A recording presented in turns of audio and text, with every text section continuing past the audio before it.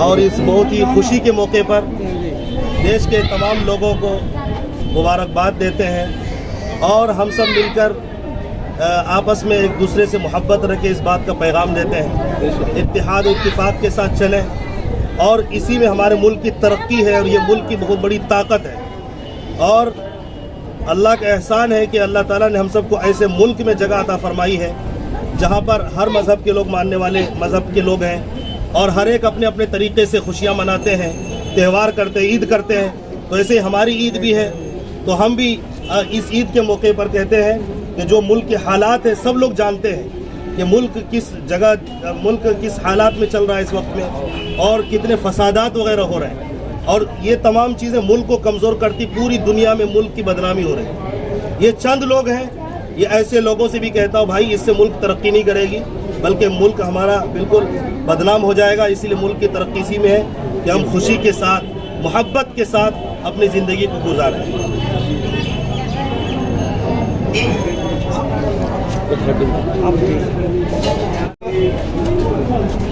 आज आपका क्या संदेश होगा इस मुबारक में? संदेश ही मैं मोहम्मद शकील समस्तीपुरी, इस जामा मस्जिद के सदस्य अल-फलाह के ज्वाइंट सेक्रेटरी, देश प्रदेश में जितने भी हमारे भाई बहन हैं मैं उनको ईद उल अजहा की मुबारकबाद पेश करता हूँ। साथ ही जो हाजिमीन हज गए हैं उनके लिए ये भी मैं मुबारकबाद पेश करता हूँ। ये बकरीद का जो पर्व है ये बलिदान का पर्व, त्याग का पर्व। बलिदान इसी बकरीद के पर्व में दिया गया था और हम लोग को बलिदान क्या चाहिए? हम लोग का बलिदान ये चाहिए कि अपने समाज में रह के, समाज में जो त्रुटि है इसलिए इसको कहिए जी। वैसे बकरीद के मुबारक मौके पे आज क्या कहना चाहिए, क्या संदेश होगा? जी, बकरीद के इस मौके पर और इस बहुत ही खुशी के मौके पर देश के तमाम लोगों को मुबारकबाद देते हैं और हम सब मिलकर आपस में एक दूसरे से मोहब्बत रख के इस बात का पैगाम देते हैं इत्तेहाद इत्तिफाक के साथ चलें और इसी में हमारे मुल्क की तरक्की है और ये मुल्क की बहुत बड़ी ताकत है। और अल्लाह का एहसान है कि अल्लाह ताला ने हम सबको ऐसे मुल्क में जगह अता फरमाई है जहाँ पर हर मज़हब के लोग मानने वाले मज़हब के लोग हैं और हर एक अपने अपने तरीक़े से खुशियाँ मनाते हैं, त्यौहार करते हैं, ईद करते हैं। तो ऐसे हमारी ईद भी है, तो हम भी इस ईद के मौके पर कहते हैं कि जो मुल्क के हालात हैं सब लोग जानते हैं कि मुल्क किस जगह, मुल्क किस हालात में चल रहा है इस वक्त में और कितने फसादात वगैरह हो रहे हैं। और ये तमाम चीज़ें मुल्क को कमज़ोर करती, पूरी दुनिया में मुल्क की बदनामी हो रही है। ये चंद लोग हैं, ये ऐसे लोगों से भी कहता हूँ भाई इससे मुल्क तरक्की नहीं करेगी बल्कि मुल्क हमारा बिल्कुल बदनाम हो जाएगा। इसीलिए मुल्क की तरक्की इसी में है कि हम खुशी के साथ, मोहब्बत के साथ अपनी ज़िंदगी को गुजारें। और कुछ सवाल आपका फोटो खींच लें, क्या संदेश होगा इस मुबारक में?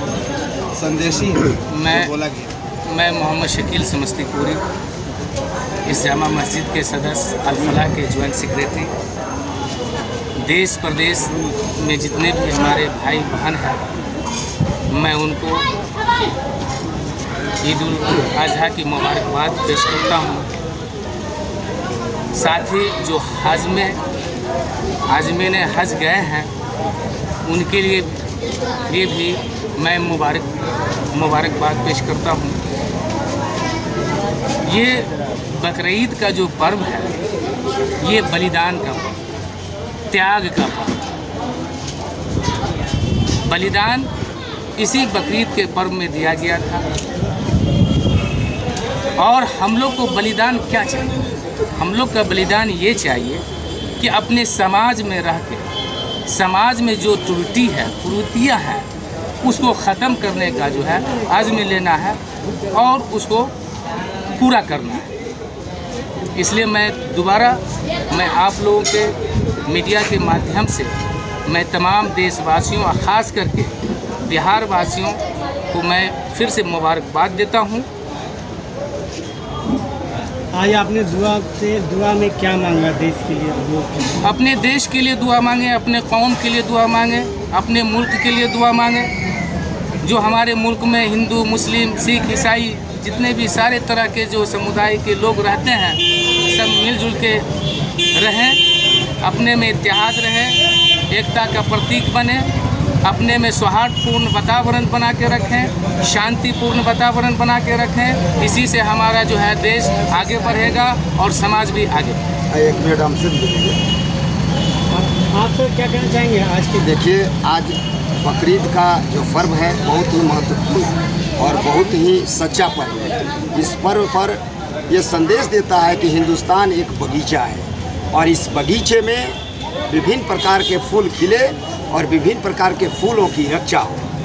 तो सबसे पहले आप ये जानते हैं कि हिंदुस्तान के इस धरती, इस बिहार के पवित्र धरती पर बिहार सरकार ने जिस तरह आपस में भाईचारे कायम किया है और लोगों के बीच नफरत की जो दीवार तोड़ा है, ये नफरत का दीवार पूरे हिंदुस्तान में इस बकरीद के मौके पर टूटना चाहिए और हिंदुस्तान में एक ऐसा माहौल कायम हो जो सभी लोगों को ये सुकून मिले कि हमारा देश आगे जा रहा है।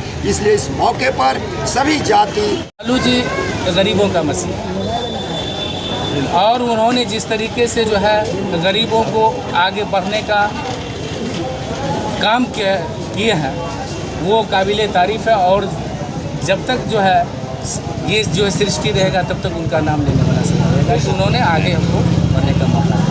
मैं उनके लिए इस मस्जिद की ओर से और अपने तरफ से पूरे समाज के तरफ से मैं उनके स्वास्थ्य लाभ के लिए जो है दुआ करता हूँ कि जल्द से जल्द वो स्वस्थ हो। आखिर उन्होंने ऐसी क्या बात करेगी जब उनकी तबीयत खराब हुई? ऐसी कोई बात नहीं। मस्जिद सभी जगह दुआएं पढ़ी जाने लगी, क्या बात है उनमें? देखिए, अगर आपके पास अगर गुण रहेगा तो कोई भी आपका नाम लेगा। कर्म की प्रधानता सबसे बड़ी चीज़ होता है। उन्होंने जो कर्म किया है, गरीब और जो है ऐसे ऐसे इंसानों के लिए काम किया, बोलने की सलाहियत दिया, बोलने की ताकत दिया, जो कि आज बिहार में नीतीश कुमार भी दिए है। 15, 16, 17 सालों से जो है नीतीश कुमार भी जिस तरीके से जो है उन्होंने बोलने का और काम करने का और ज़मीनी स्तर पे जो है काम को, विकास को पहुंचाने का जो नीतीश कुमार काम किए हैं, उससे पहले जो है माननीय जो है लालू प्रसाद जी भी जो किए थे। इसलिए मैं लालू प्रसाद जी के लिए जो है दुआ करता हूं उनके सेहत के। आ जाइए सब।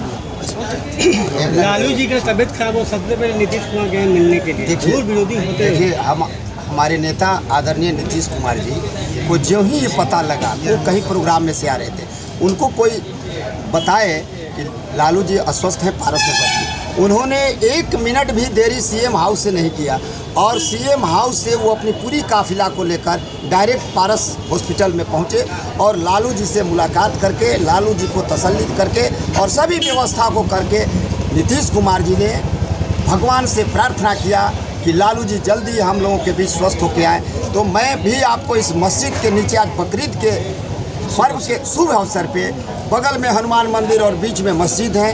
लालू जी देश का नेता है। लालू जी ने सबों के लिए कुछ होता है जो अच्छे लोग करते हैं, उनकी विरोध होती है, लेकिन लालू जी ने सभी जाति और सभी धर्मों के लिए काम किया है और लालू जी ने अंदर दिल से किसी के प्रति बुरा नहीं किया। माली वही होता है जो बगीचा में सभी फूलों को देखता है। तो लालू जी ने एक अच्छा माली का भूमिका निभाया है और अभी वर्तमान में जो हमारे नेता ने नीतीश कुमार जी ने आदर और समभाव दिखाया है, यह स्पष्ट हो गया। इसलिए इस मस्जिद के नज़दीक हम सबों के बीच, गरीब गुरुओं के बीच, इस मंदिर और हनुमान मंदिर के प्रांगण में विशेष रूप से निवेदन करना चाहता हूं कि लालू यादव जी को स्वस्थ करें।